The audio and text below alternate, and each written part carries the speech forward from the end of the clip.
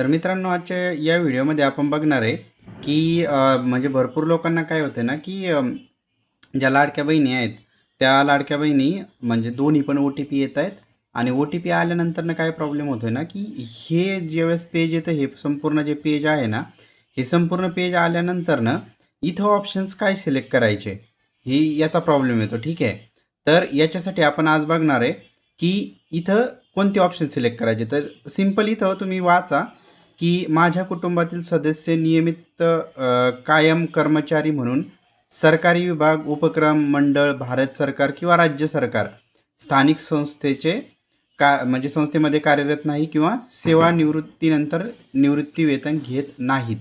यांचं काय म्हणणं आहे की तुम्ही सरकारचा म्हणजे सरकारच्या ज्या योजना आहेत त्या योजनेचा लाभ घेत नाहीत.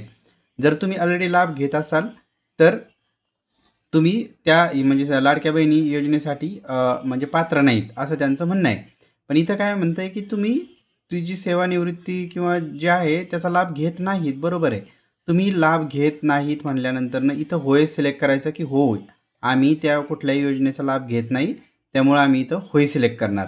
आणि दुसरा जो पर्याय येतो ना, दुसरा पर्यायामध्ये असं विचारलं जातं की माझ्या कुटुंबातील केवळ एक विवाहित व एक अविवाहित महिला योजनेचा लाभ घेत आहेत.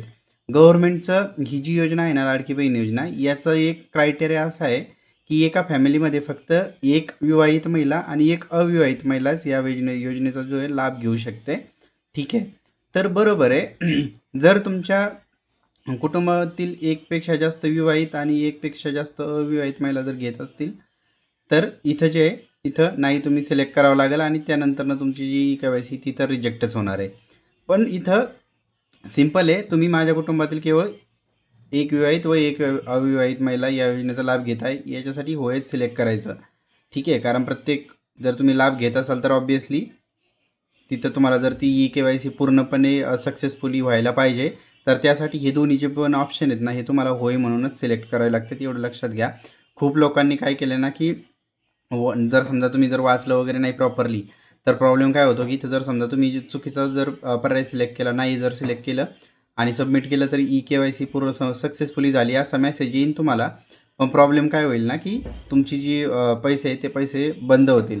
तर हा इथं चुकी नाही करायची. तुम्हाला हे दोन्ही पण जे ऑप्शन्स आहेत हे जिथून पण कोणाकडून तुम्ही भरून घेता त्यांना सांगायचं की हे दोन्ही पण ऑप्शन जे आहेत ते होयच आले पाहिजे.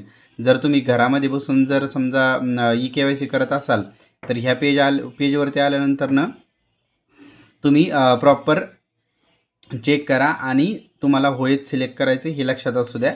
आणि ज्यावेळेस तुम्ही होयवरती सिलेक्ट करता म्हणजे दोन्ही पण सिलेक्ट करता त्यानंतर तुम्हाला हा चेकबॉक्स जो आहे तो चेकबॉक्स टिक करायचा आहे आणि सबमिट करावरती क्लिक करायचं आहे. पण लक्षात ठेवायचं की हे दोन्ही पण जे ऑप्शन आहे ते दोन्ही पण ऑप्शन तुम्हाला होय म्हणूनच सिलेक्ट करायचं.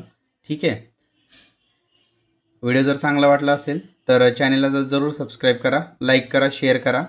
जय महाराष्ट्र.